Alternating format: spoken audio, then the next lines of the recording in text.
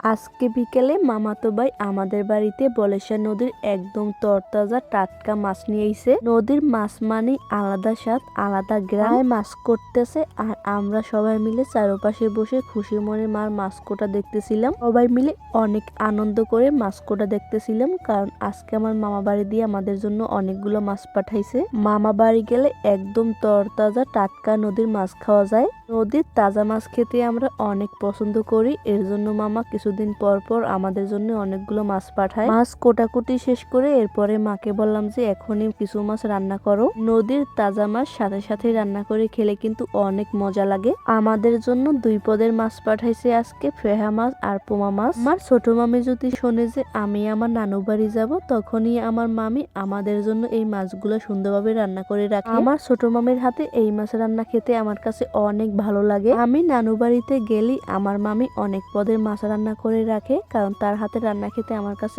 অনেক ভালো লাগে। তার জন্য আজকে অল্প কিছু মাছ রান্না করছি পাকা টমেটো দিয়ে। তো আজকে এই পর্যন্ত, আল্লাহ হাফেজ। তোমরা সবাই অনেক ভালো থাকবা।